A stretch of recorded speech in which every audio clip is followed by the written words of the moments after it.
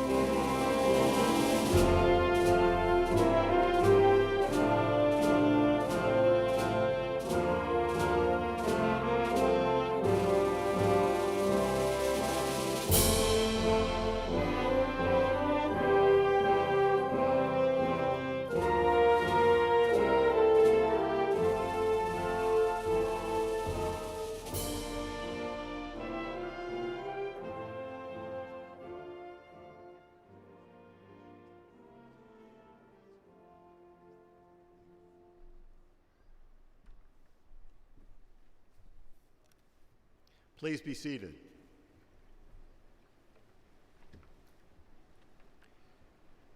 Good afternoon. Welcome to the University of Alabama School of Law commencement exercises honoring the class of 2026.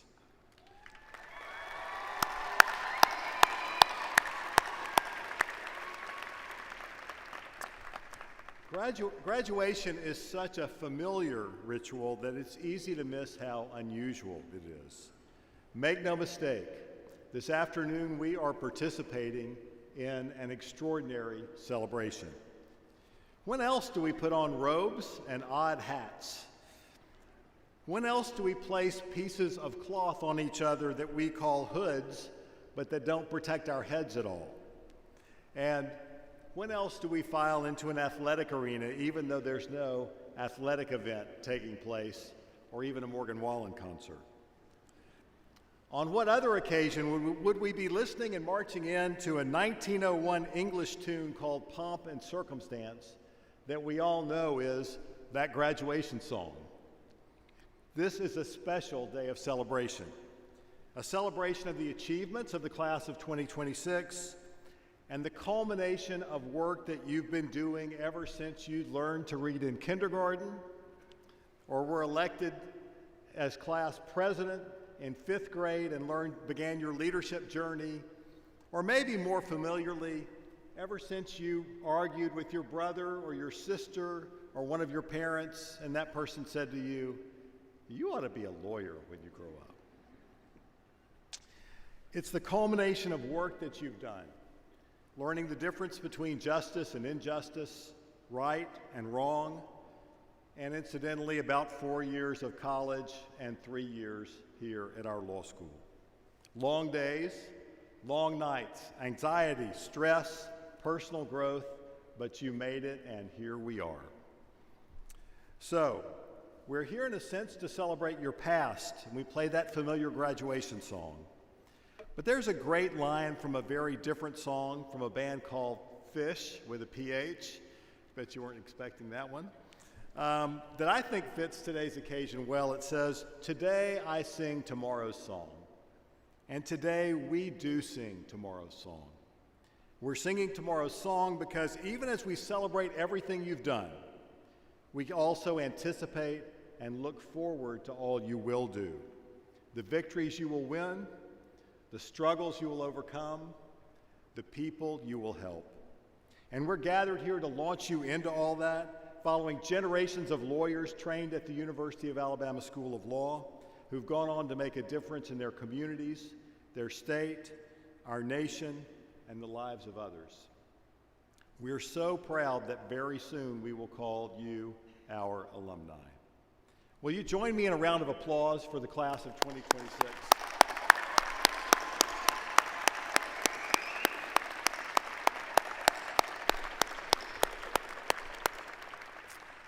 Now, let me pause here and more formally welcome each of you, graduates, family, friends, my colleagues on the faculty and staff, as well as some distinguished guests to our spring commencement.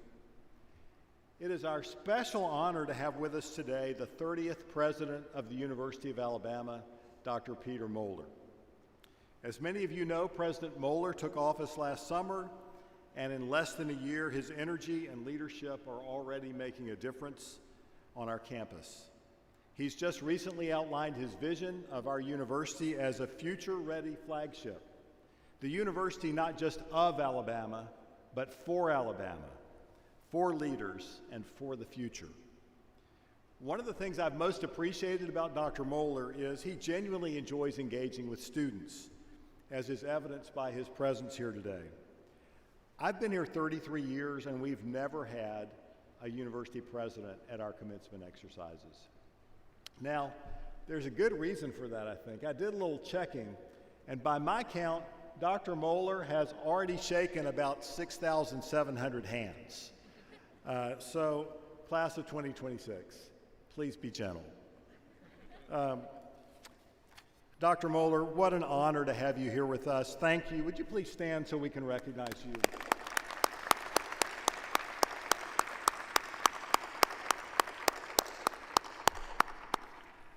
I'm also delighted that University of Alabama System Trustee Karen Brooks has chosen to be with us today. Trustee Brooks has served as a member of the UA System Board of Trustees for over 2 decades. During that time, she's chaired 2 presidential search committees, including the most recent one that brought Dr. Moeller to our campus. And 3 weeks ago yesterday, Trustee Brooks received the university's Distinguished Alumna Award for 2026. Thank you, Trustee Brooks, for your service and for your presence here today. Next, I want to recognize family and friends who are here today supporting our graduates. At the same time, let me acknowledge that there are others who have been instrumental in our graduates' lives but are unable to be with us, including some family members our graduates have lost during their time in law school and who are being remembered today by some flower arrangements in the seats to my left. We remember them, and we're grateful for each one of you who has contributed to our students' success. Thank you for being here and what it represents about our students' pathway that led them to our law school.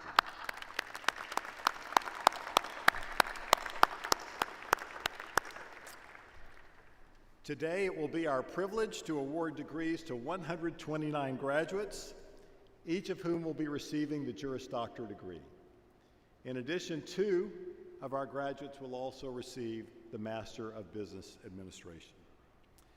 I also want to recognize our graduates who have been awarded the Dean M. Lee Harrison Academic Achievement Award, the Order of the Samaritan, and certificates in public interest or governmental affairs. These honors and certificates represent academic and public service achievements during law school.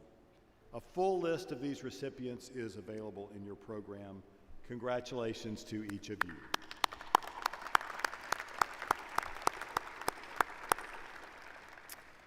Now, as you are able, please rise for our national anthem, which will be sung by class of 2026 member Tom Lichtel. Tom, I invite you forward at this time. Thank you.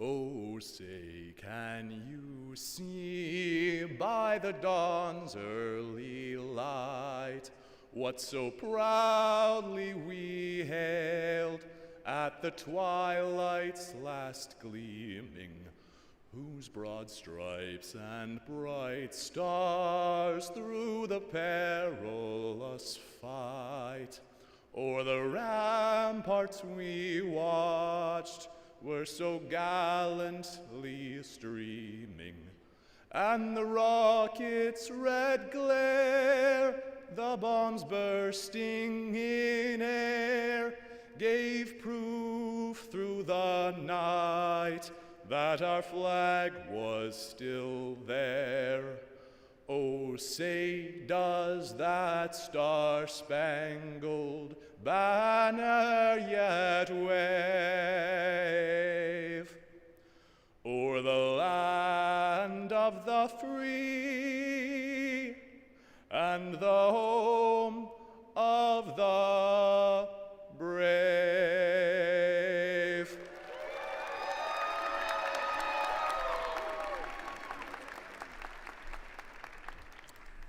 Thank you, Tom. Please be seated. It is customary for the outgoing president of the Student Bar Association to share a reflection or an invocation on behalf of the class. Madeline Martin has done an outstanding job as SBA president this year, in part because this was not her first rodeo. Madeline previously served as Student Government Association right here at the University of Alabama, and she has, again, done a terrific job this year. It's been a great pleasure to work with you, Madeline. She will shortly begin a judicial clerkship with the Honorable Chris McCool, Associate Justice of the Alabama Supreme Court. Madeline, I invite you to the podium.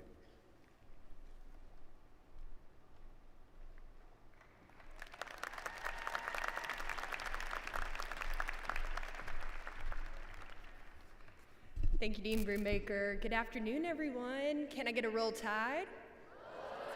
All right. My name is Madeline Martin, and I had the incredible privilege to serve as the Student Bar Association president for this past year. First and foremost, I have to say thank you to the student body and thank you to my classmates.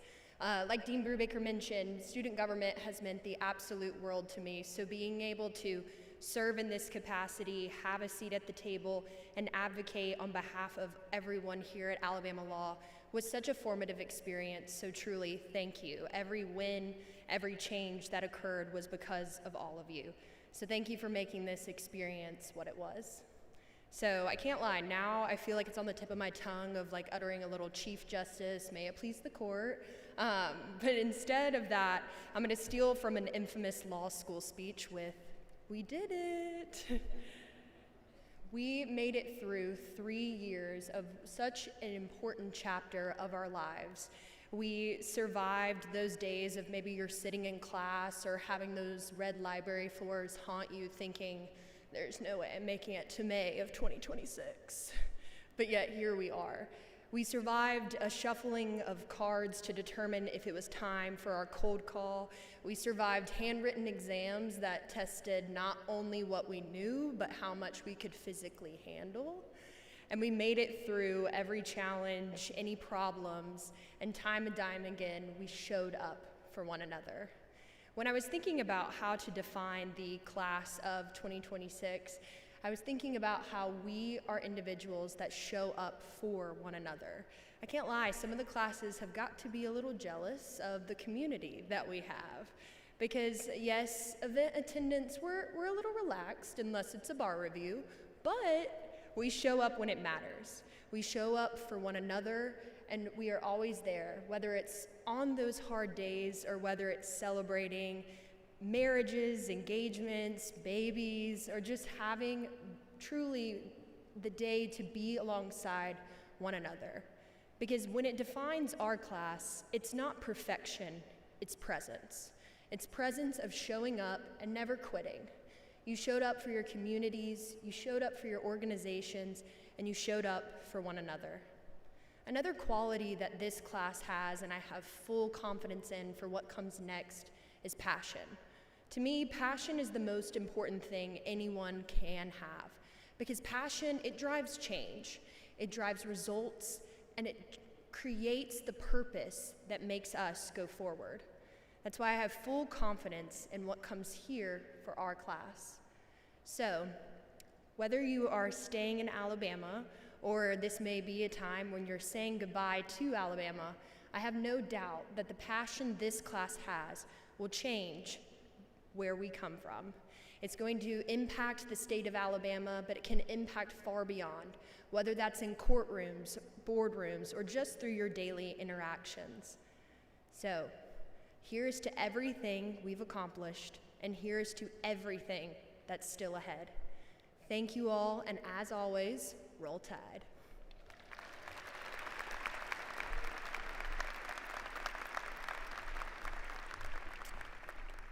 Thank you, Madeline. And again, thank you for your leadership and your service this past year. It's now my privilege to introduce the valedictorian of the class of 2026, Savannah Miles.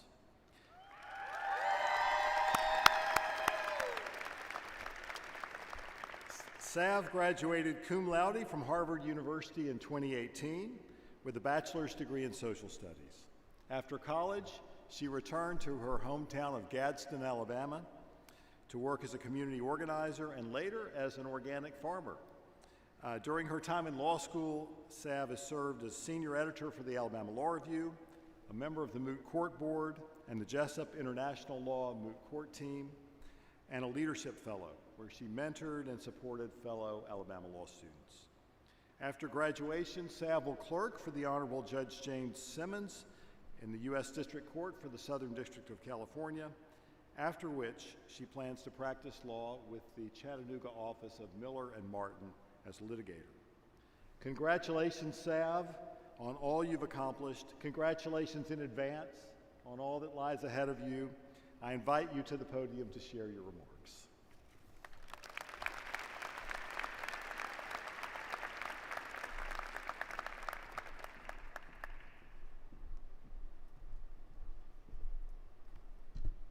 They told me to move this down because I'm kind of short. Thank you, Dean. Good afternoon, and congratulations to the class of 2026. To our families, thank you for getting us here. We know y'all have made sacrifices, emotionally, financially, and soon, possibly legally, when you start asking us for advice. My 82-year-old grandfather is here with us today. He graduated from Alabama Law in 1968 and has practiced for almost 60 years. And like any good elder statesman, he loves to endow people with wisdom. I've since realized I think I inherited this trait. As my partner Corey knows all too well, I have strong feelings about the proper way to dice an onion. I advised my mom what shoes to wear to this very graduation. Now, to be clear, unlike my grandfather, my giving of unsolicited advice is not justified by life experience. And even though law school gifted me with an ever-expanding patch of gray hair, I don't think that quite qualifies me to stand up here and deliver y'all any wisdom. Besides, that's what Miss Johnson is here for, and we all know my job is just to keep y'all awake long enough to hear her. So today, I'm gonna spare y'all my valuable teachings, and instead share what you all taught me. I originally wanted to make a Professor McCarthy-style PowerPoint and put all y'all's photos up here, but for the sake of time, I have omitted the visual aids, but I think y'all will still know who I'm talking about. First lesson, and this one goes out to my legal writing professors. Always make your points in lists. So, if you'll allow me to pull out my manila folder. May it please the court. The class of 2026 should be celebrated not just for what all they've learned these past 3 years, but for what they can teach all of us here today. That is evident in 4 key areas. First, resiliency. Second, consistency. Third, adaptability. And fourth, humility. First, resiliency. Our class was resilient in the face of hardship. We watched the greatest of all time retire, followed minutes later by the emotional equivalent of a blindside sack. That is, receiving our grades for contracts. Y'all remember. We navigated the great float debacle of 2025. We survived the law school parking lot during basketball games. But we also refused to quit when we didn't get the grades we wanted, when we barely missed the cutoff for the moot court board, or when OCIs didn't go our way. We upped our GPAs, we went out for and made a different moot court team, and we made the most of our summers. Some of us even earning a coveted epithet from Judge Kugler. Second, consistency. Some of y'all showed up every single week, not to class, to bake. Andy, we're all better people because of you and those pumpkin muffins. Some of us were up at the gym at 6 a.m. every single morning, proving that we are not only mentally strong, but also a little concerning. And then there are the rest of us, committed to consistency in other ways, like consistently saying, I'm gonna start outlining tomorrow. Third, adaptability. Over these 3 years, a lot has changed. We've changed with it. Some of us got engaged, others had little ones. I'll pray for y'all. And one of us even reached the legal age to purchase alcohol. Don't worry, Mr. and Mrs. Cole. I'm not saying she did, just that she could. We begrudgingly added parentheticals to footnotes with certain introductory signals when the newest edition of the Blue Book and Antonio, in the most cordial way possible, told us that we had to. And when our friends in Montgomery decided we could no longer support certain programming and teach certain topics, we made sure our law school continued to invest in the diversity of student leadership and recognize the complexity of our nation's legal history. Fourth, humility. At orientation, Dean Brubaker ran through a list of the class of 2026's accomplishments. I now understand why, because otherwise I might never have learned that we had a Greenpeace lawyer, an SGA president with more constituents than the mayor of my hometown, a Pilates instructor, and a jiu-jitsu star in our midst. Y'all are brilliant and immensely talented, but never braggadocious. The class of 2026 also has a breadth of knowledge unlike any I've ever seen. Take, for example, the niche area of Professor Fashion. Some of you could determine the exact dollar value of a designer handbag collection. Others could predict the difficulty of a class based entirely on the color of a suit. And just because I can't discuss Professor Fashion without bringing this certain individual up, someone on this stage taught us that, against all odds, camouflage and a blazer can coexist. I see some of y'all nodding off, so I'm gonna wrap this up. Thank you to our committed faculty, our hardworking administrators, and most importantly, to the class of 2026 for all the lessons. I cannot wait to see what y'all teach the rest of the world. Thanks.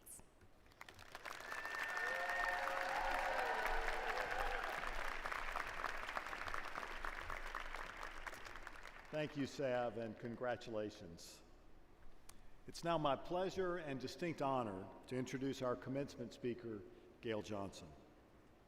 Ms. Johnson is a 1982 graduate of Howard University, where she majored in economics, and a 1985 graduate of the UCLA School of Law. Strangely enough, it was at UCLA Law that her connection with the University of Alabama School of Law began. One of her fellow students and fellow BALSA members was a young man from Ohio named Brian Fair. After graduating from UCLA, and we'll return to that in a minute, Gail served as a judicial clerk for the late Honorable June L. Green, U.S. District Court Judge for the District of Columbia. She then joined the U.S. Department of Justice's Attorney General's Honors Program in 1988, and she's worked at the Justice Department ever since. She currently serves as Supervisory Trial Counsel in the Federal Tort Claims Act section in the DOJ's Civil Division, that's a mouthful, where she not only has been actively involved in medical malpractice and personal injury litigation, but also supervises a nationally recognized student clerkship program. Thanks to her connection with Dean Fair, Professor Fair, former Dean Fair, Gail has been a great friend to students of the University of Alabama School of Law. Many, many Alabama law students have been through her program at DOJ, including one just this spring. And she has visited Tuscaloosa countless times, each year in the fall, to deliver the Welcome Back Keynote address to the Brian K. Fair BALSA chapter's welcome party. And each year, our BALSA chapter presents the Gail K. Johnson Award to an Alabama lawyer who has provided outstanding service to the minority legal community. Not bad for somebody who went to UCLA to law school. Gail, you have been a great mentor and inspiration to so many of our students over the years. Thank you for being with us today. Please come forward.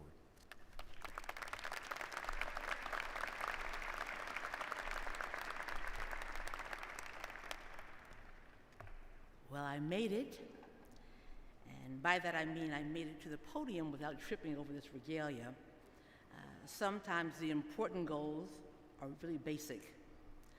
I have 10 to 12 minutes, and I have to be respectful of Dean Brubaker, the law school faculty, and most importantly, today's graduates and their guests.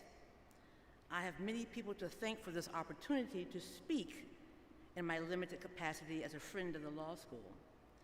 I am an unconventional choice, and let me say that one more time. I'm an unconventional choice, and I understand the privilege of standing here. First, let me say, this is a day that the Lord has made, and I will be glad and rejoice in it. Next, roll tide. Roll Tide. 18 years ago, Professor Brian Fair, a law school classmate and friend, asked me to speak at the law school. It was a leap of faith to extend the invitation. I didn't expect Dean Brubaker's January call either. I thought it was spam initially, but when I finally answered the phone, I said, "If you are calling me on my personal phone, you must want something." And he answered, "Yes, I do," and here I am. Back in February 2020, former Dean Mark Brandon extended the first invitation to speak at the law school's commencement, and we all know what happened in 2020, a worldwide pandemic. But here I stand in 2026. How many times in life do you get a second chance? For this, I am very grateful. I'm grateful for everyone who makes my visits possible and warmly welcomes me. I'm especially thankful for the students, some now my former law clerks or mentees who trusted me with their lives. Unbelievably, just about a week before Dean Brubaker's call, I was telling someone about a text I had received from Professor Fair. I said, quote unquote, "If I were to give a keynote, this would be the theme." I had no plans to give a keynote, but I felt certain that Brian's text would inspire. So let me give you some background here. For as many years as I've come to T-Town, Professor Fair and I have played Scrabble, and I mean play Scrabble. We have known one another 44 years and graduated from UCLA Law School 41 years ago. When we play, there's lots of trash talking. There's a fierce competitiveness between two old friends. If I had to keep count, not saying that I have, wink wink, I have beat him more times than he would like to admit. Last September, we played at his home, and let's just say, it was pretty ugly. 2 days later, as I was boarding a plane home, Professor Fair sent a text of thanks for making the annual trip and giving my usual keynote address. He then wrote, "And thanks for the Scrabble lesson." I had beat him pretty badly, and he says, "Thanks for the lesson." So today, I want to share a few lessons. This is a theme, in case you haven't picked it up, lessons. I want to share a few lessons that I think will help you graduates transition from student to practitioner, and for some, practitioner to some other calling on your life. And I speak as someone who has 2 recruits who are now pretty successful priests. I once took a course from the National Institute of Trial Advocacy as a baby lawyer. I never forgot this lesson from that training. After 3 subjects, the audience, they can't hear you. So here are 3 lessons that I hope you can hear.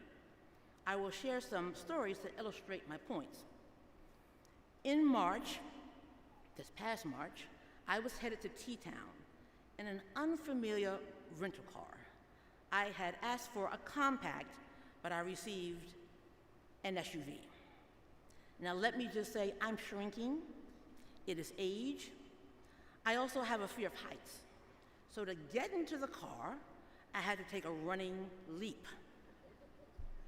I inputted the address of my destination, thinking it would take me along the now familiar highway after 18 years of visits. It did not, and let me stress it, it did not. Instead, it took me through the back roads of Alabama. Now, frankly, I didn't know you all had mountains in Alabama.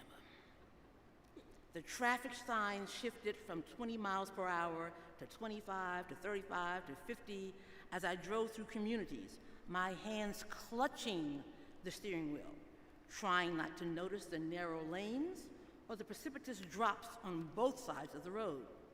I'm a praying woman, and I called on all kinds of heavenly escorts. Cars honked, some passed were loud. It didn't bother me.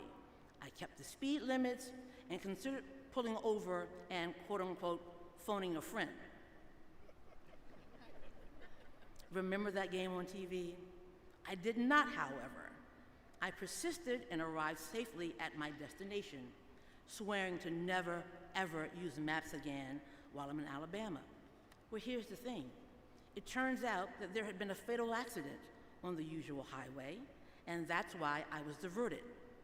Lesson number 1. Sometimes life will take you in directions that you do not want or even understand, but it will always get you to the destination you need to be, and you'll be happy for that new route. Maps did me a solid. It knew that I did not need to be on that highway that day at that time. It tested my 50 years of driving and my digestive tract, but it got me safely to my destination. When I graduated from law school 41 years ago, I had a VHS video of my future life. That's what new type A lawyers do. We plan our future. For you all, you're streaming it in your head. What I suggest to you instead is to set goals, yes. To dream of things you want to do, yes. But when life says no or not now, take your hands off the wheels so it can do its thing and help you find your purpose for being here. The life I have lived is not the one written in my law school admission personal statement. Hallelujah. Recently, I was thanking my mentor, Brooke, the person who got me my current job, in an email. And this is what she wrote back. But I just showed you a lane, and you did the rest. That lane has led me, this Protestant, to the Vatican to sit next to a former law clerk who's now a priest, as the late Pope Francis held an outdoor audience, to courthouses all over the country with some wins and some losses, to stand graveside with a clerk who lost his family, his father, unexpectedly, to 6 venues across the country to officiate weddings of clerks who trusted me in that intimate triangle at the front at one of the biggest days of their lives. So for those of you who are still uncertain about what happens after today's graduation, know there is a lane made just for you. With the help of others, you will find it and do the rest. Lesson 2, recognize the big and small miracles of life. Last December, I was headed to the Thurgood Marshall Airport near Baltimore, Maryland. I had a funeral of a loved one in Tampa, Florida. My flight would leave at 5 a.m. I left my home at 2 a.m. and used a maps, yes, maps again, directed back road to get onto the Baltimore-Washington Parkway. I was listening to Christmas music when, bang, I hit something. It wasn't an animal, sounded like a piece of metal. I thought, please don't let that be a flat tire. I kept driving, and I took the ramp to the parkway. I soon started hearing bum bum, bum bum, bum bum, and I convinced myself that it was the Little Drummer Boy song playing in my car. And we do that, right? We talk ourselves into a different reality. The drummer boy was suddenly playing louder and louder, and I knew it was time to pull off on the shoulder of the road near an overpass. I didn't get out. I'm a tort lawyer. I know better. After 3 calls to my insurance company, I was finally told that the parkway was actually a restricted area. No private tow trucks were allowed. The National Park Service had sole jurisdiction. I was told to call 911. I did. And immediately, the operator dispatched a National Park Service officer who showed up in about 3 minutes. I do not exaggerate when I describe him as Santa Claus. He had white hair, he had a white beard, and the nicest personality for someone working a really late shift. I rolled down my window and he said, "Well, hello, I'm here to help." "Well, what's the problem?" "Oh, wait, I see it. It's your right rear tire." "Well, let's get you taken care of." I follow his directions. He puts a flare behind my car so curious drivers don't plow into me. He calls a tow truck driver for the Maryland Department of Transportation and assures me that there will be more planes to Tampa. "Don't worry, you're going to get there." He tells me that someone clearly his elf, will show up in about 5 minutes and takes off in his sleigh, well, actually a car. 5 minutes later, a man with dirt under his nails, with his name on his shirt, pulls up and says, "Well, looks like you need some help. I'm here for you." I pop my trunk, he retrieves the spare. I give him the lug nut thingies so he can remove the tire. I hear the sound of a drill, and I know that all is well with the world for those few minutes. He pokes his head in and says, "I'm finished, and you are ready to go. Where should I put the tire? It is too big to fit in the trunk with your luggage. Should I move the luggage to your back seat or the tire? Please move my luggage." And he does, with a smile.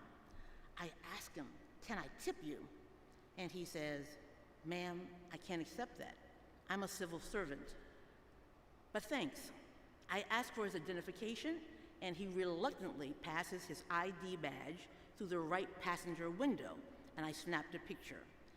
This civil servant, surely a Santa's elf on detail, went on his merry way, and I continued to the airport. Now, when I parked, I popped open my trunk, and there's when I saw the shredded tire, and I wondered how I was not dead or quadriplegic. I rolled my bag into the airport and told the airline employee what had happened. "1 second, ma'am.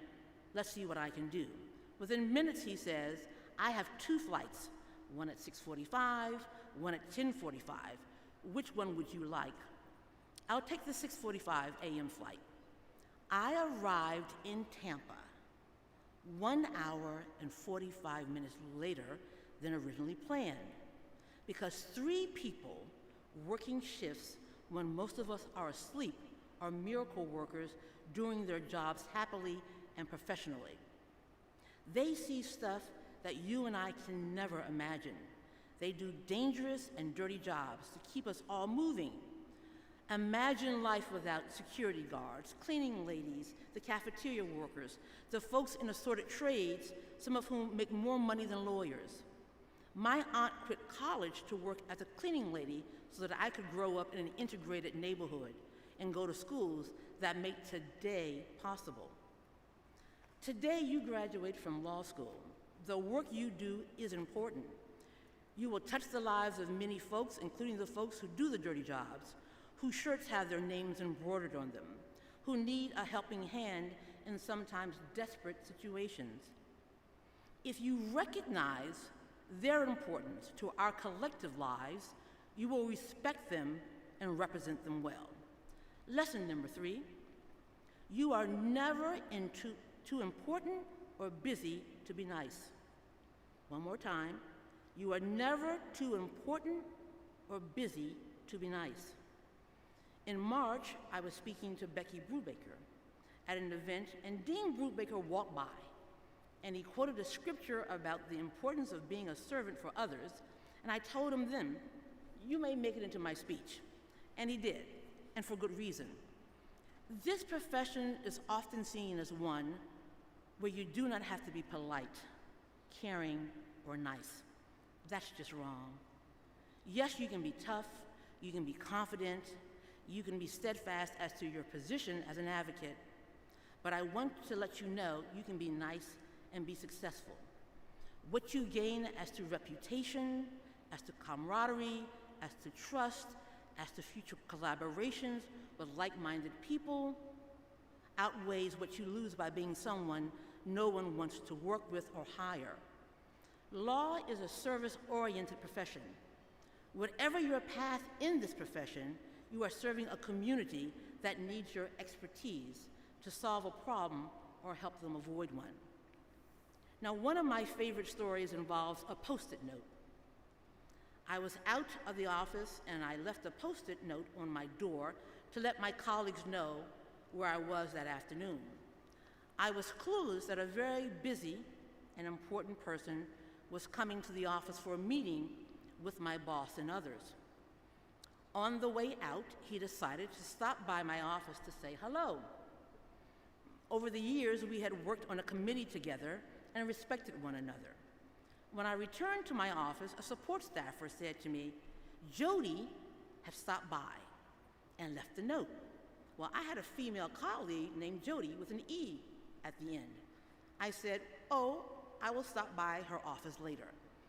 I got to my door, and I see that it's not that Jody who visited me, but Jody Hunt, the then Assistant Attorney General of the Civil Division, a busy and important man, not too busy to leave a note to say hello.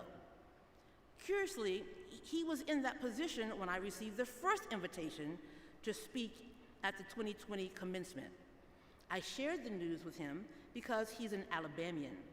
I found out later that he had celebrated my invitation at a meeting in his office with all the directors of the Civil Division, a proud Alabamian celebrating a Yankee. And as life would have it, his daughter McKenna graduates today. So he and his family are here to celebrate her 6 years later. As I conclude, I want you to remember that life has a lane for you all. You may not recognize it yet, but 66 years of living tells me you will one day. That miracles still happen, that you may arrive at your destination later than planned, but you're going to get there, often with the help of others. That celebrating someone's success takes nothing away from you, but instead blesses your life and theirs. That people, not things or riches, matter always. John Kerry, clerk for the same federal judge that I did. In 1984, he was my mentor during an externship in Judge Green's chambers. When I mentioned this speech and thanked him for his 42 years of guidance years ago, he wrote back and said, "You and I have lived our lives based on the notion that the only lasting impact we ever have is the impact we have on others. It's not about great professional gains or the money we make. It's about those we meet along the way and that the support we give to help them grow. You believe that, as do I. Perhaps that is what Judge Green taught us. My beloved judge and her husband did indeed teach me and others that important lesson. Every time they went to the DC jail, got patted down by police officers so they could teach illiterate prisoners how to read. The two of them, both lawyers, modeled for me, as have so many others, how to live fully and serve. I wish you all success, however you define it, for your life now, how you redefine it later as you move through it. If you learn only one lesson from this talk, know that nothing intended for you will be withheld. One more time, nothing intended for you will be withheld. I am living proof of that, because not even a worldwide pandemic can stop you from your destiny. God bless you, and thank you for the invitation.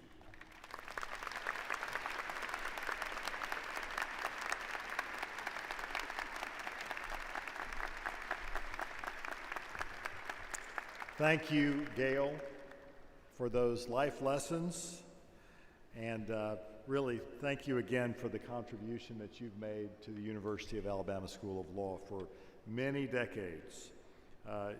You may have technically attended UCLA for law school, but you are an alumna of the University of Alabama School of Law, whether you like it or not. I'm not sure I have authority to say that, but we're gonna take adverse possession of that or something. Anyway, well, it is now the moment we have been looking forward to all afternoon. Marshals, please lead the graduates to the stage for the presentation of degrees and awards.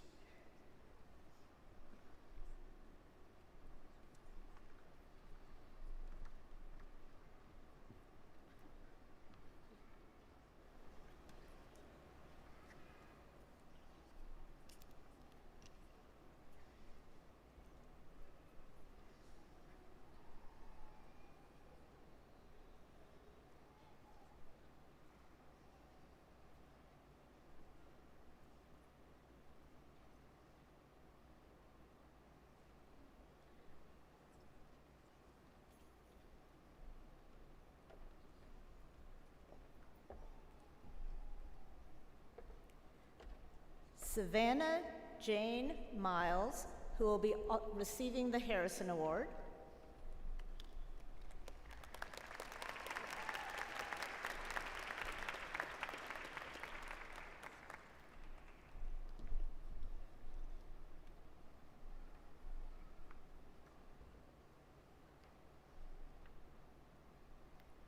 Madison Lynn Rhodes Tolbert, who will also be receiving the Harrison Award.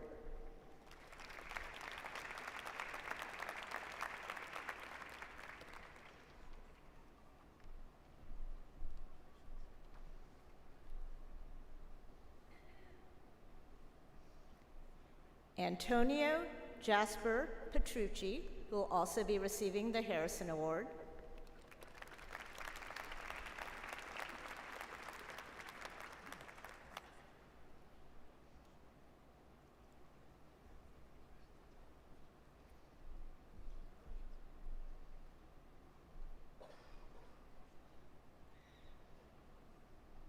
Mac Nason, who will also be receiving the Harrison Award.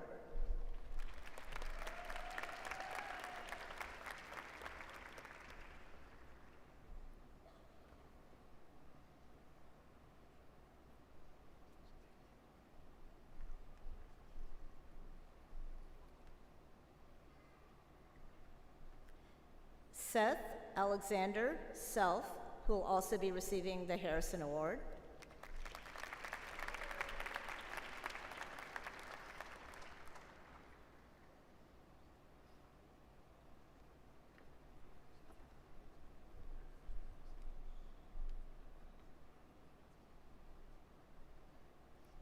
Harris Bergen Merrill, who will also be receiving the Harrison Award.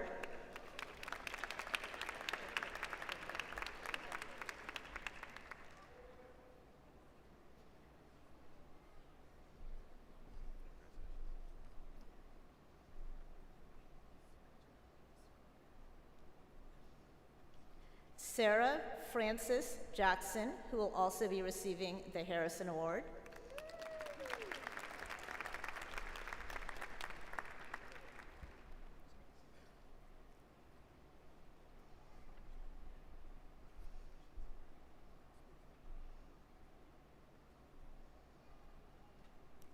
Madeline Elizabeth Martin.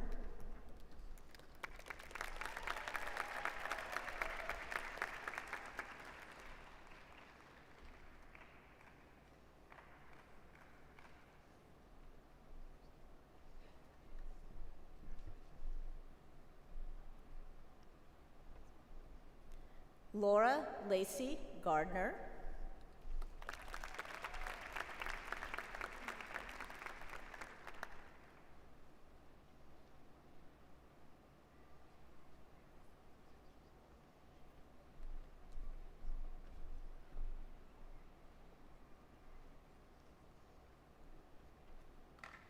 Isa Wasim Razak.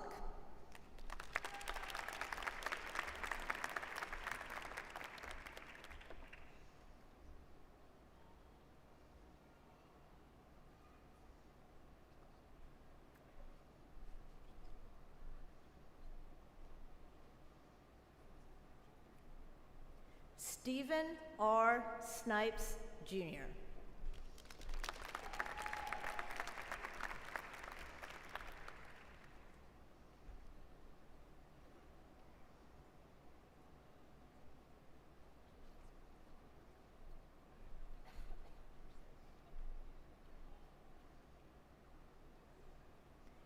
Zachary S. Olson.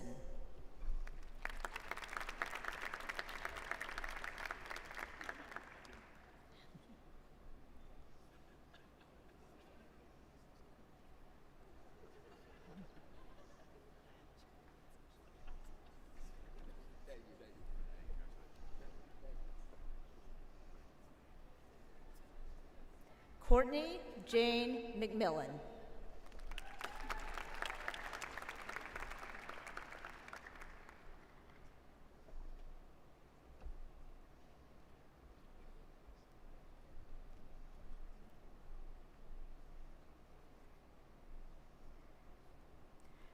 Gerald Davis Boland, Jr.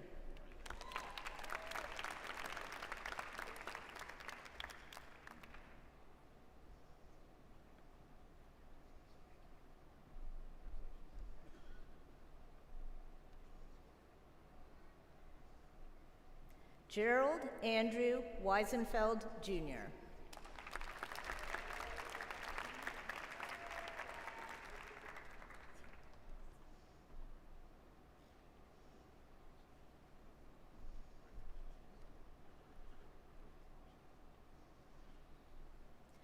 Raleigh Willis Rollins III.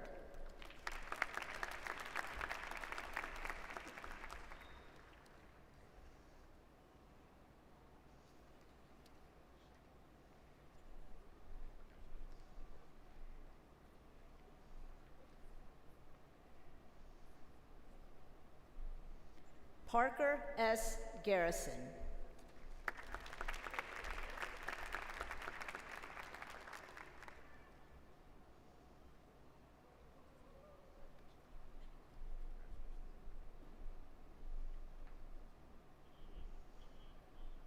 Justin Penner Height.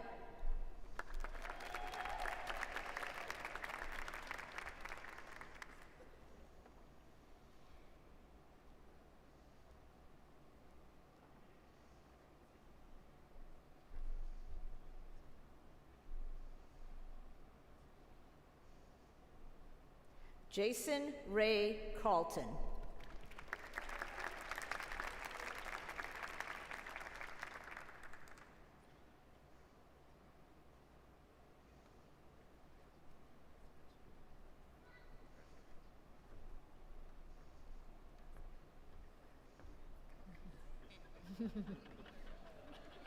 Derek James Stafford.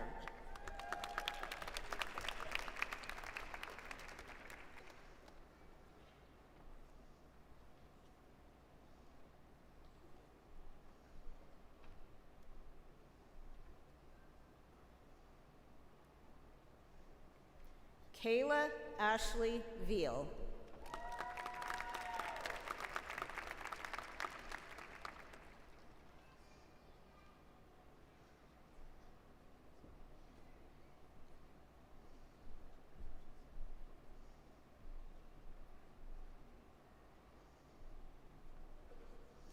Alexandra Helena Batko.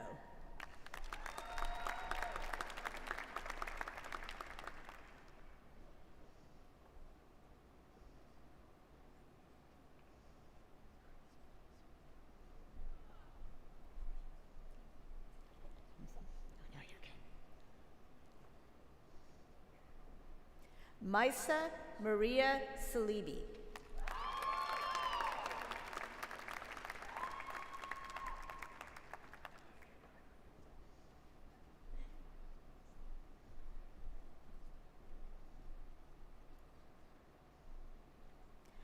Eleanor K. Toby.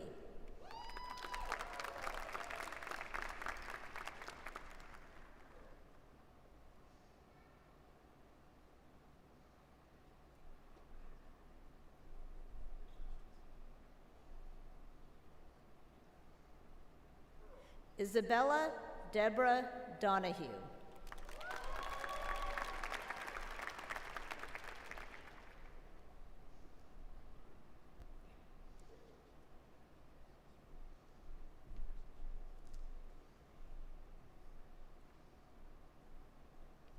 Claire Elizabeth Craig.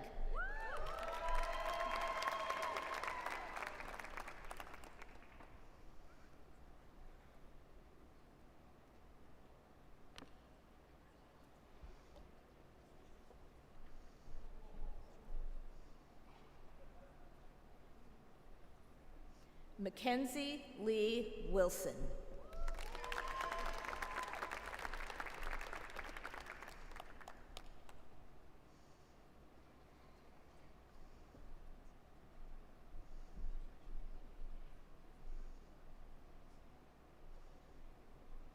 Candace Callahan Johnson.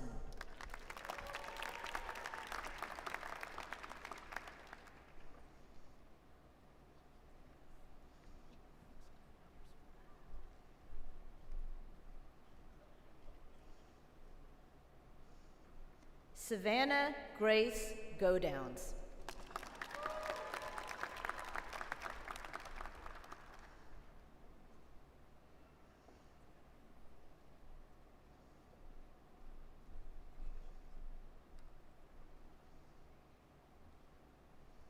Thomas John Lichtel.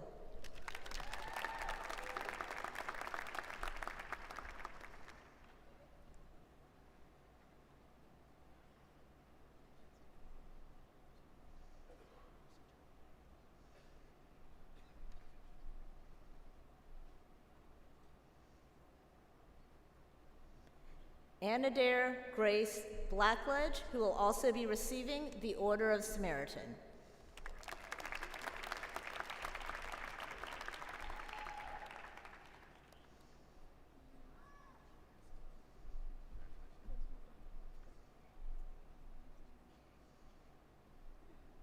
Marie Doyle Passman, who will also be receiving the Order of Samaritan.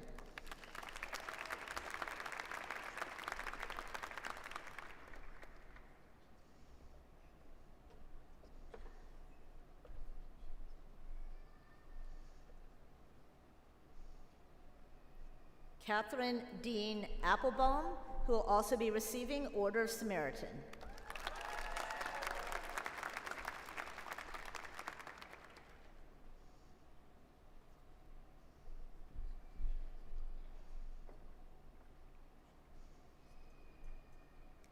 Aaron Wagi Gobriel, who will also be receiving the Order of Samaritan.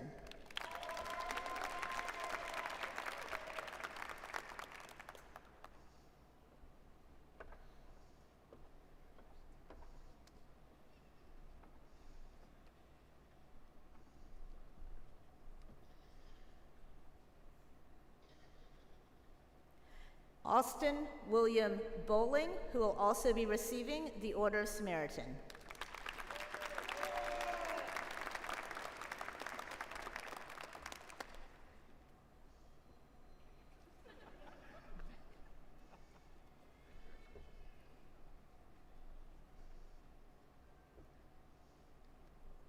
Zoe Eleni Kulidi, who will also be receiving the Order of Samaritan.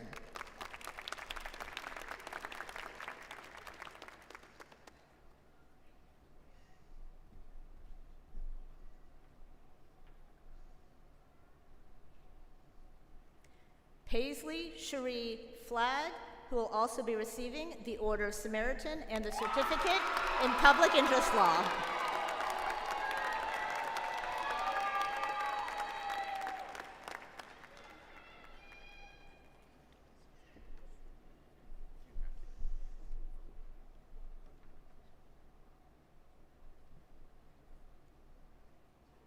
Mackenzie Aaron Cole, who will also be receiving the Order of Samaritan and the Certificate in Public Interest Law.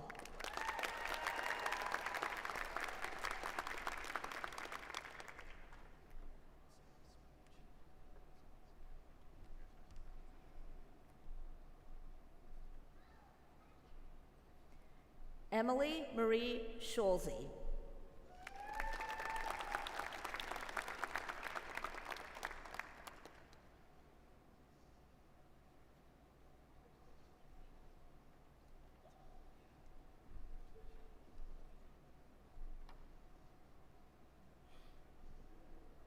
Alexa Nicole Brodsky.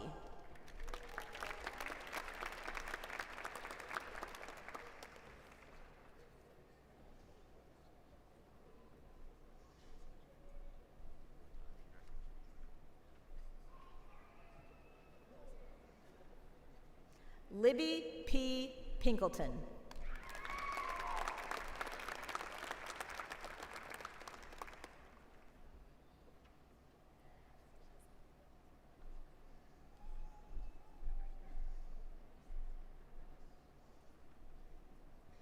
Jacob Ryan Irvin.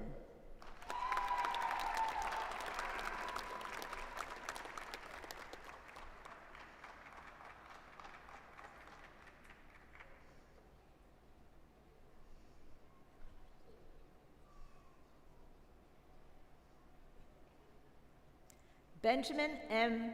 Parker.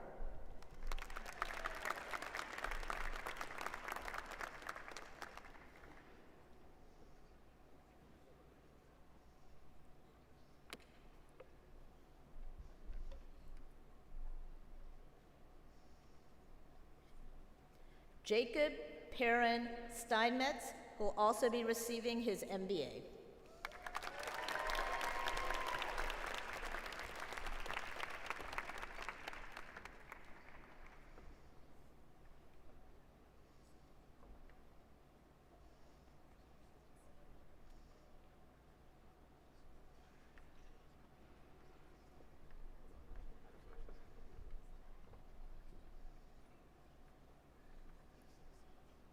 Caroline Gail Woodward.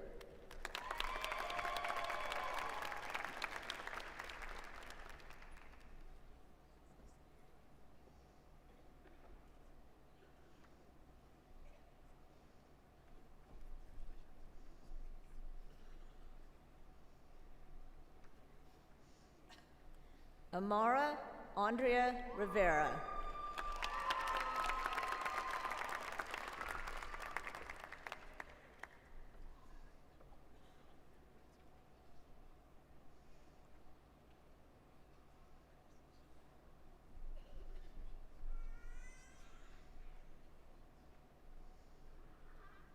Haley Noelle Fulmer Burnett.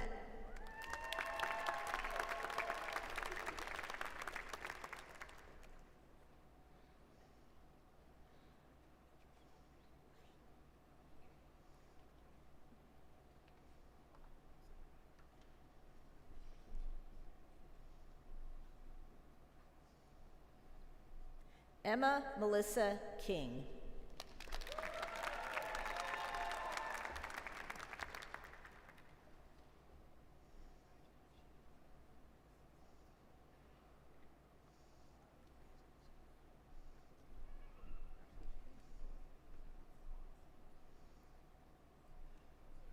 Ridwan Ahmed.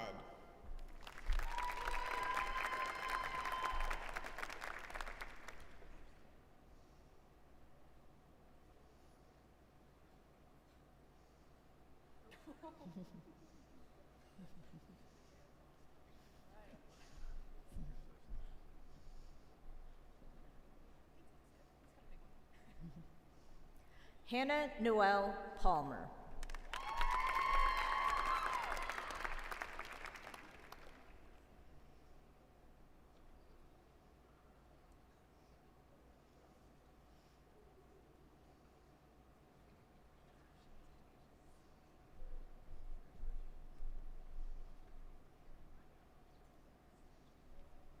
Lauren Sherelle Reese.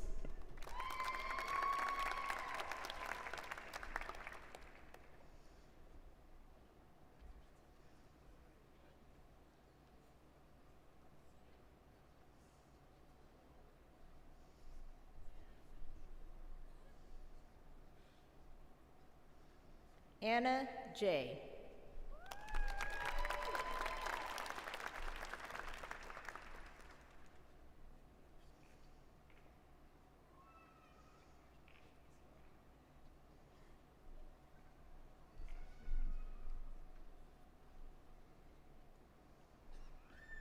Paul E. Doherty, who will also be receiving the Certificate in Public Interest Law.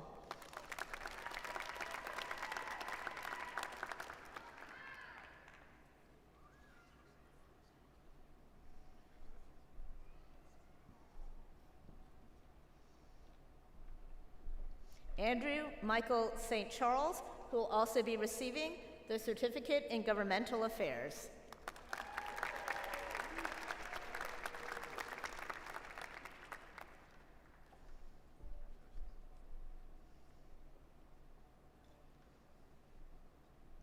Olivia Lauren Paul.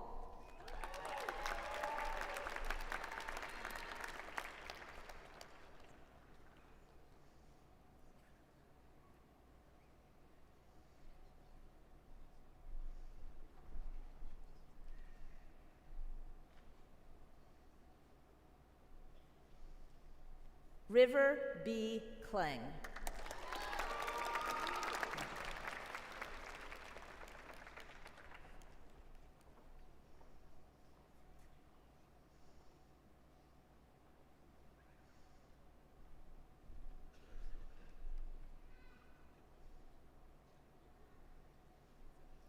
Grace Marie Krotz.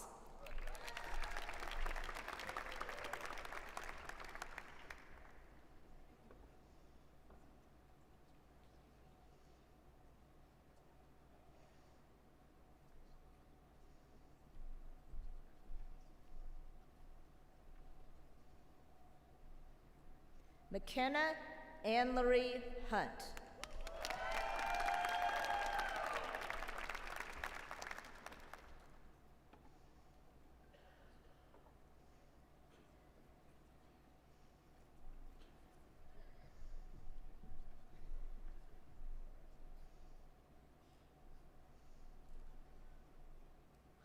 Oshia D. Beckford.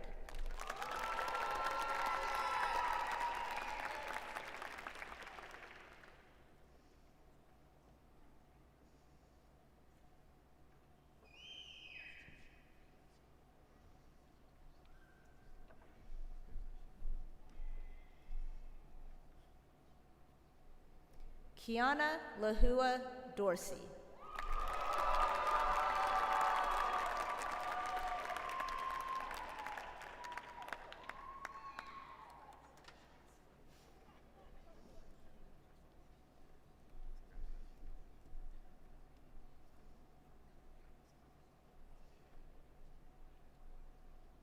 Deanna Lauren Lockett.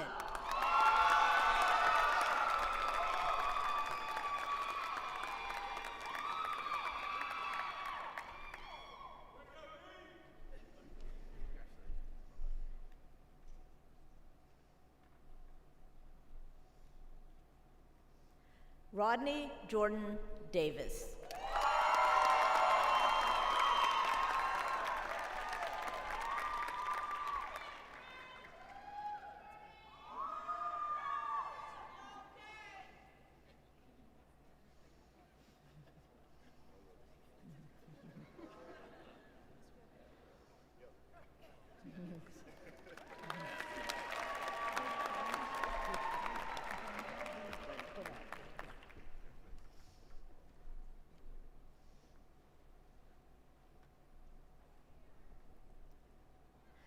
Sierra Kaylin Bernard.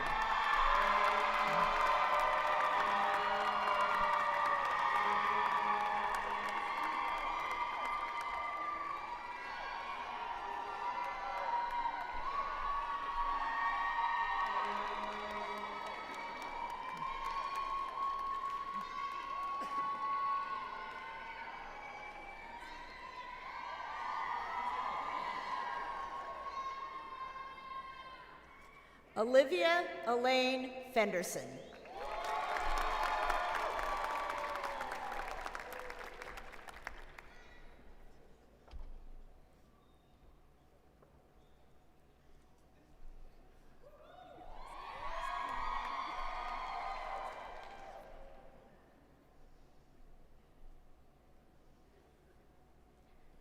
Remy Diasi Taylor.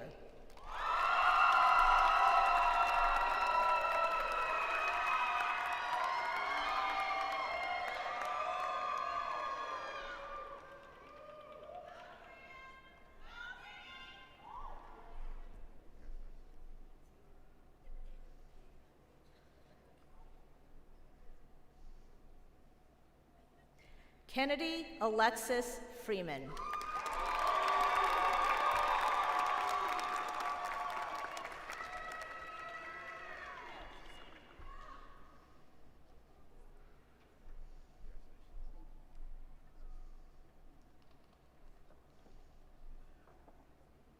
Monroe Theosius Clayton.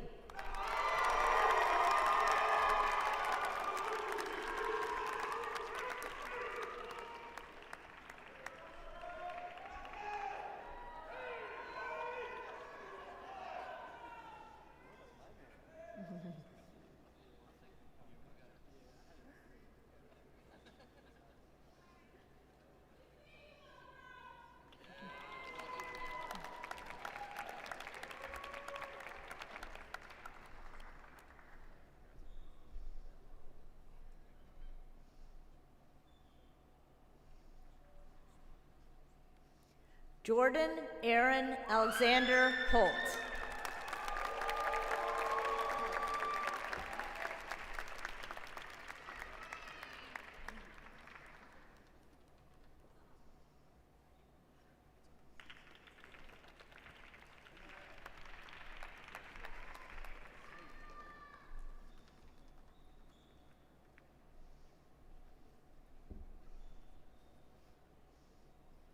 Harrison Oliver Woods.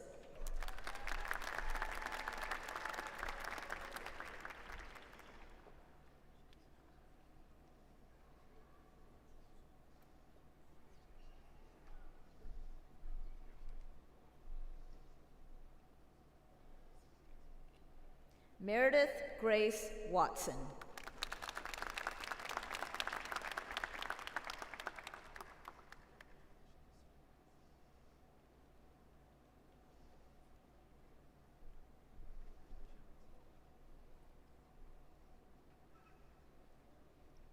Sabrina Henna Sabir.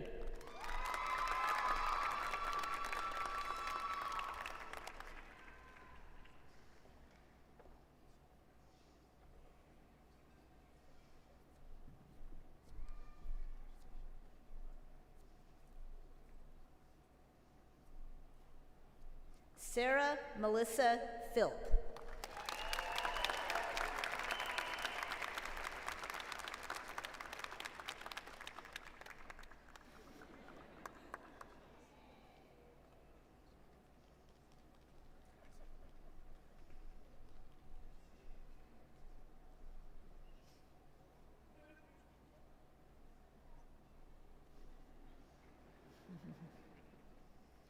Caroline Dixie Morgan.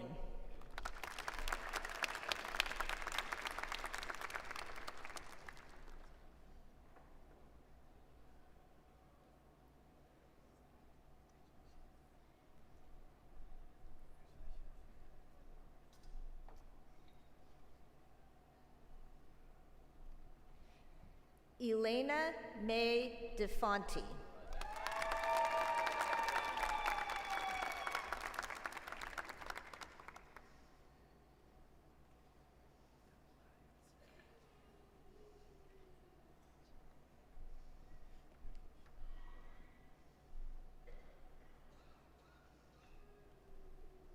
Abby Flynn Castle.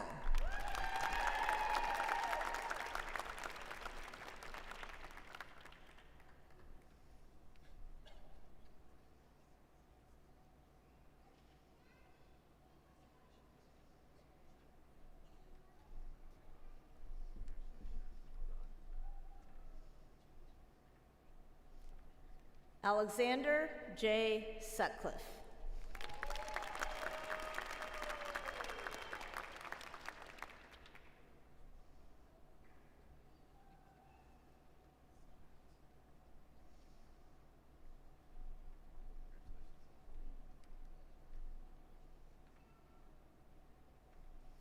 Stephen Garrett Abbott III.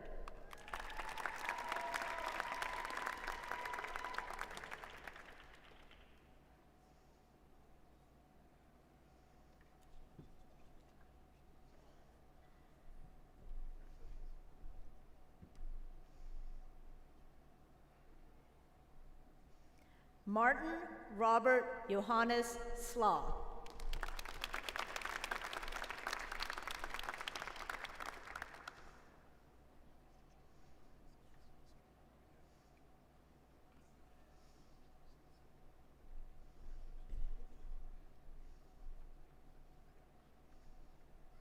Joel Parker Quillen.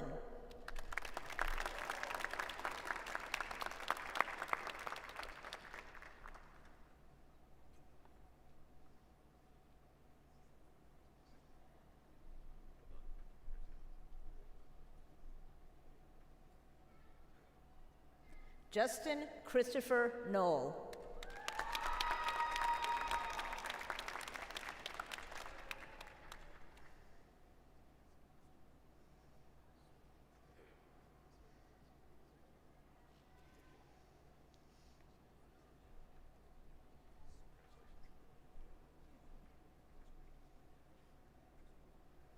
Jackson Dylan Hopkins.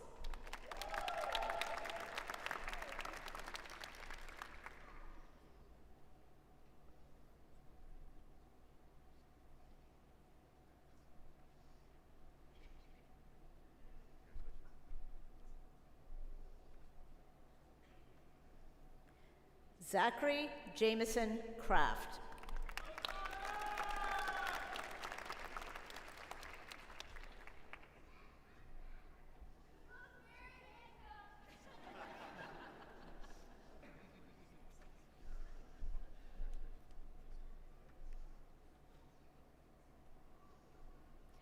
Christopher Lee McCann.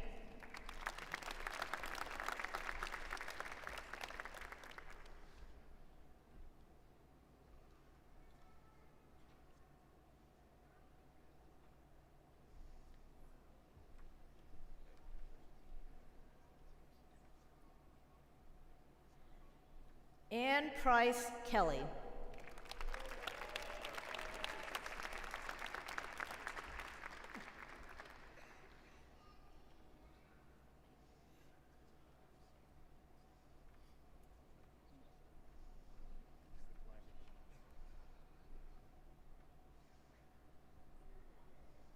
Benjamin James Johnson.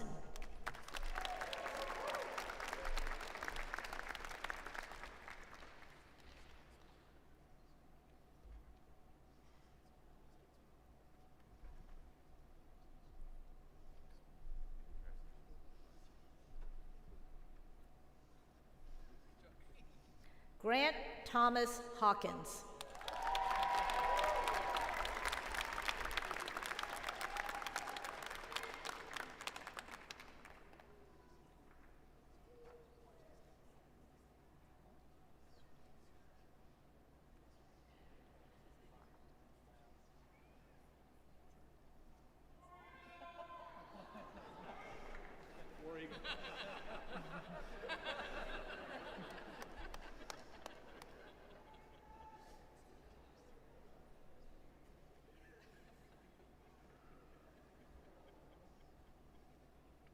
Harrison Chase Carter.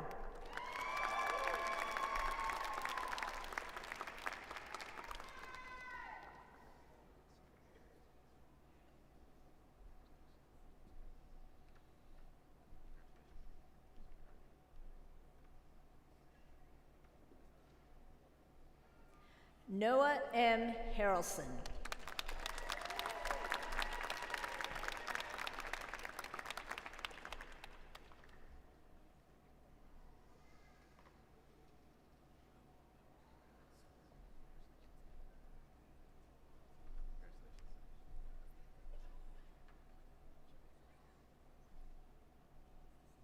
Peter Alexander Lowe.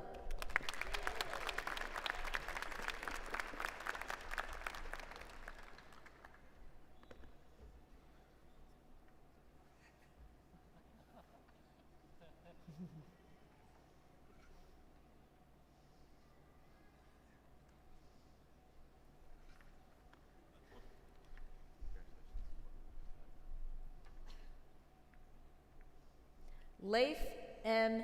Newskin.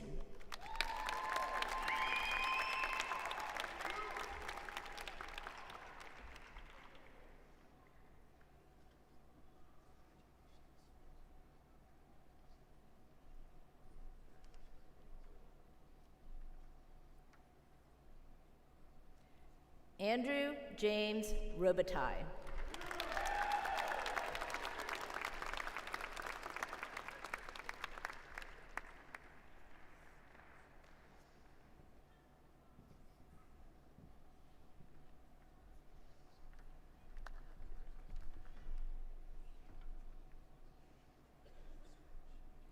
Brody S. Brown.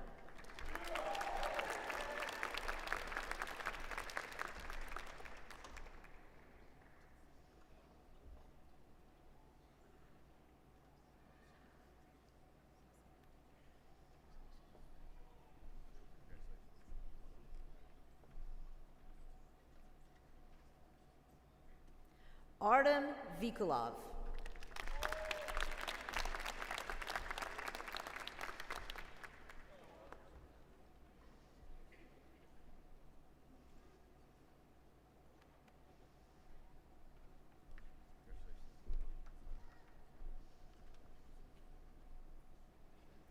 James F. Miley III.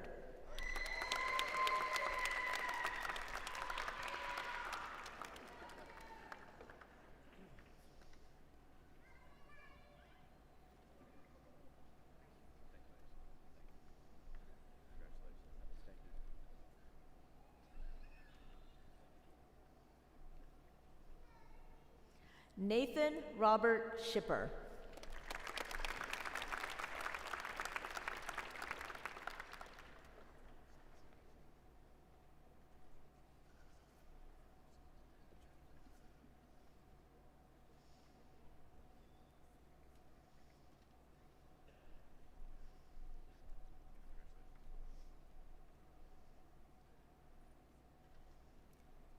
Catherine Ellis Albrecht.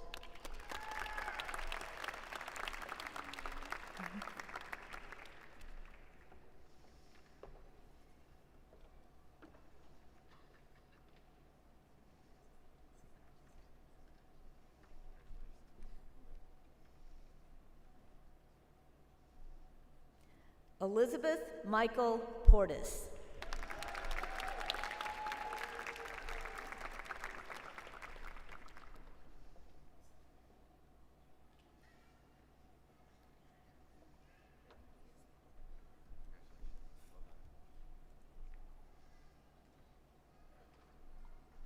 Sarah Elizabeth Singley.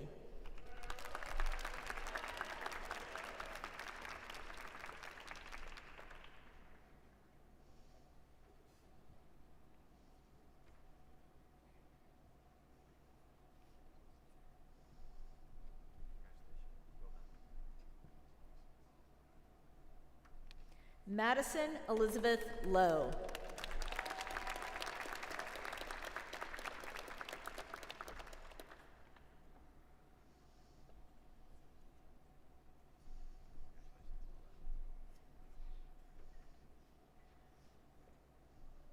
Emma Elizabeth Teal.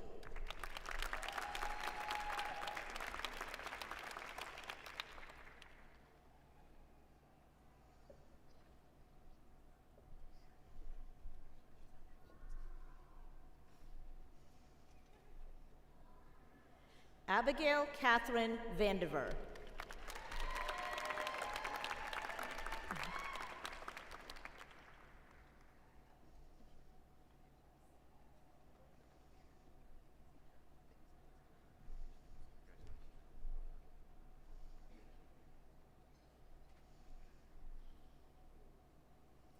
Martha Hope Methvin.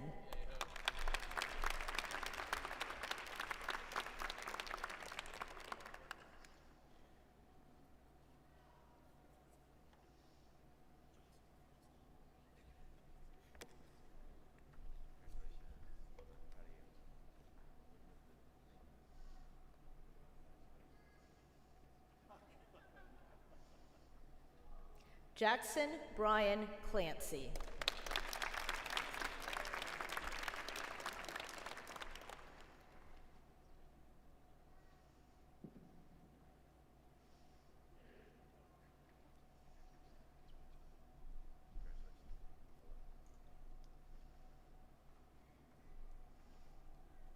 John David Matthews.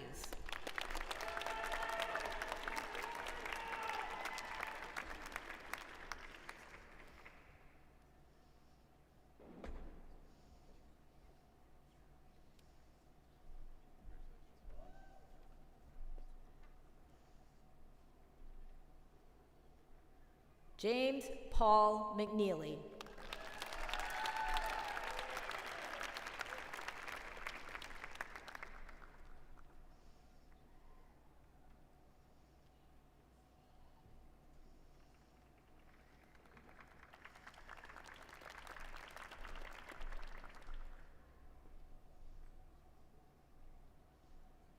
Sebastian Martin.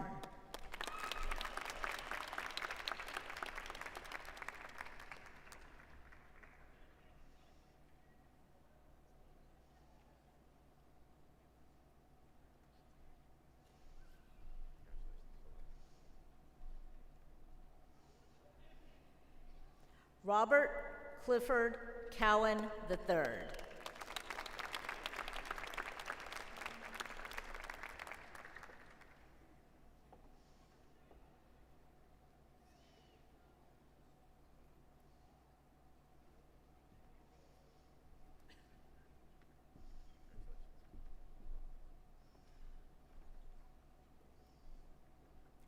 Kyla May.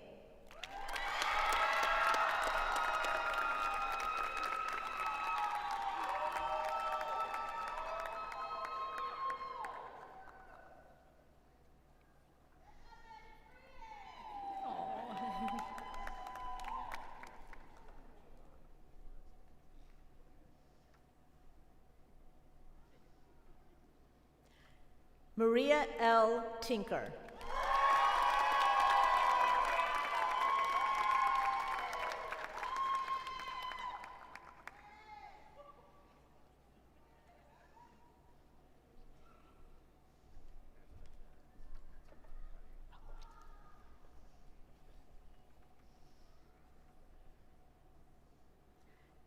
Gregory Marion Salami II.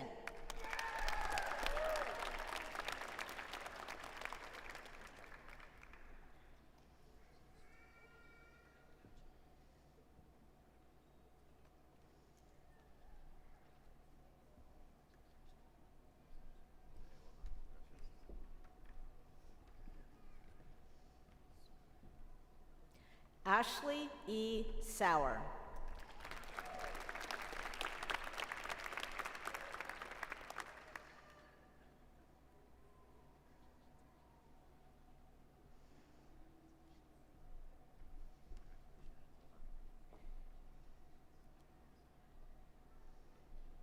Natalie G. Walls.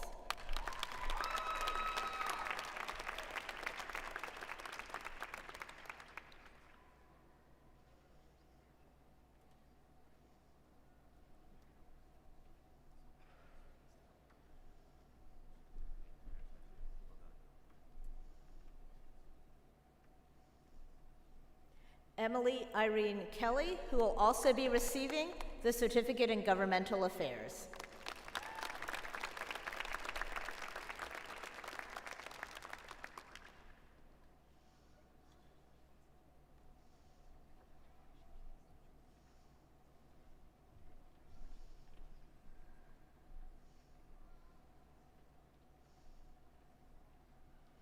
Jessica Faith Talley, who will also be receiving the Certificate in Public Interest Law.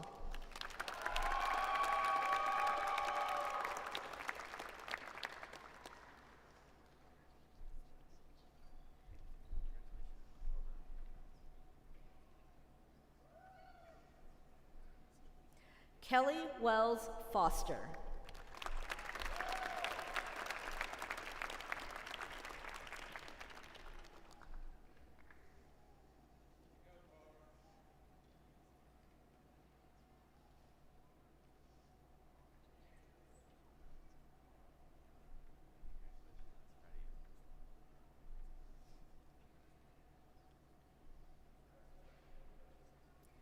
Maria Palante.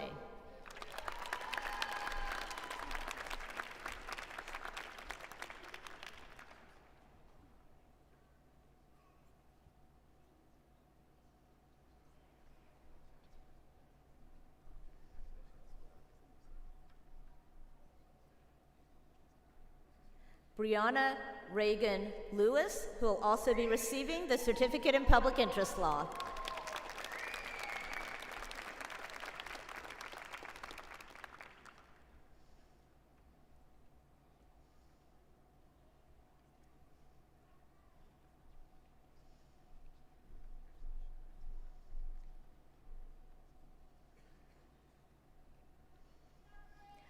Yuchao Hu.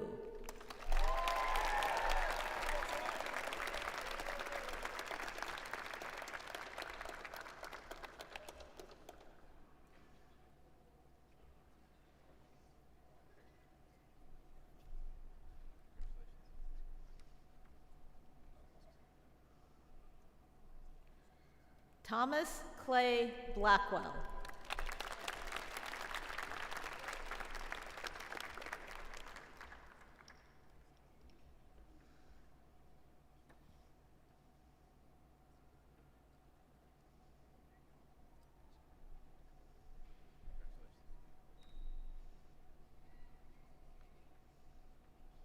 Dylan Patrick Brown.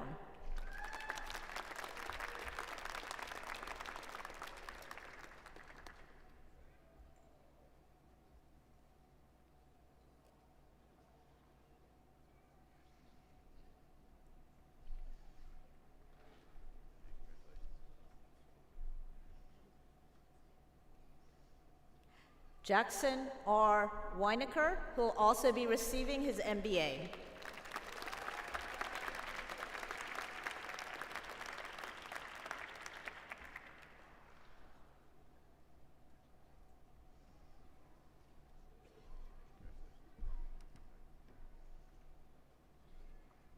Preston Clay Howard.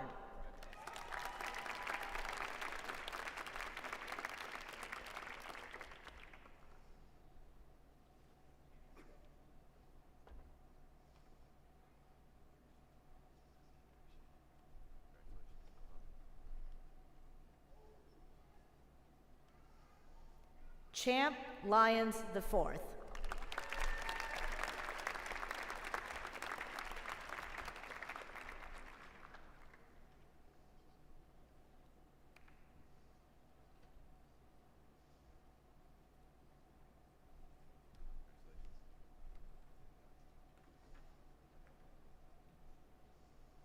Charles R. Underwood.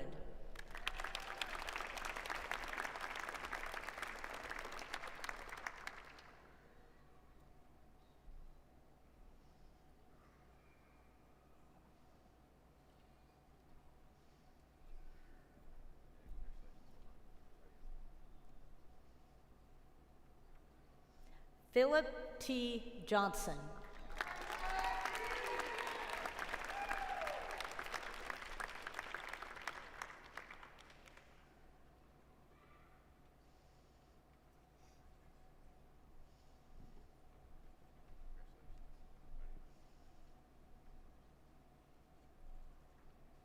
William Harrison Hitson.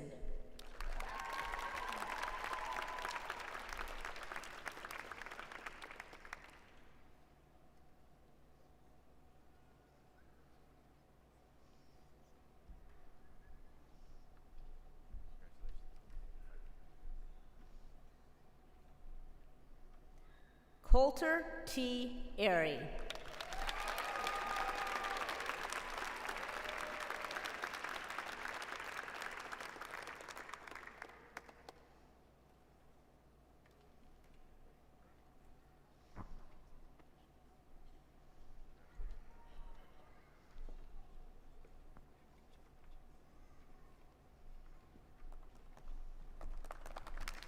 Congratulations, everyone.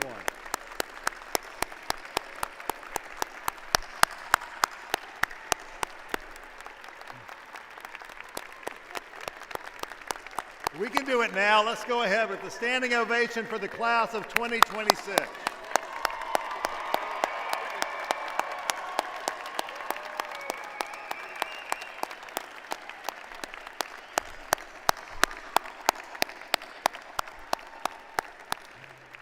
Some things just you can't hold off. So this is wonderful.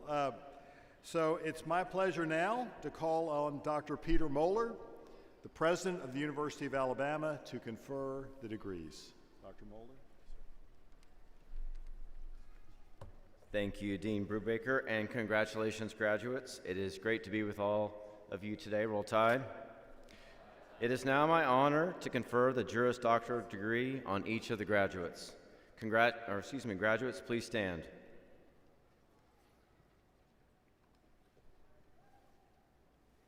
By the virtue of the authority vested in me by the Board of Trustees of the University of Alabama, and as recommended and approved by the University of Alabama School of Law faculty, I confer upon each of you the Juris Doctor degree with all of its rights, responsibilities, privileges, and duties.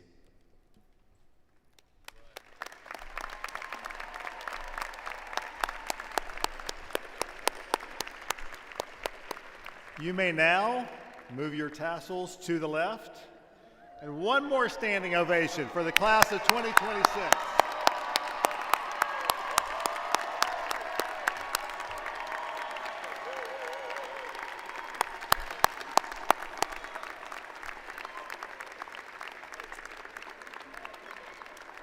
You may be seated.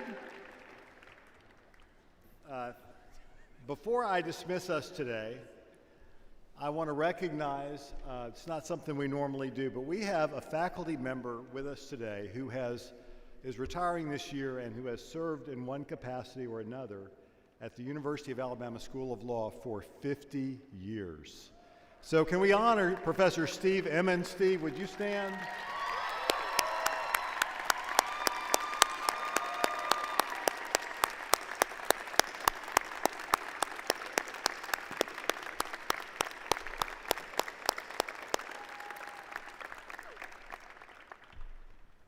Thank you. Well, thank you all for being with us today. I invite you to join us for a reception next door in the Alec W. Newton courtyard. I think our graduates know where that is. There's a fountain back there. We look forward to seeing you there to celebrate shortly. We are adjourned. Congratulations, class of 2026.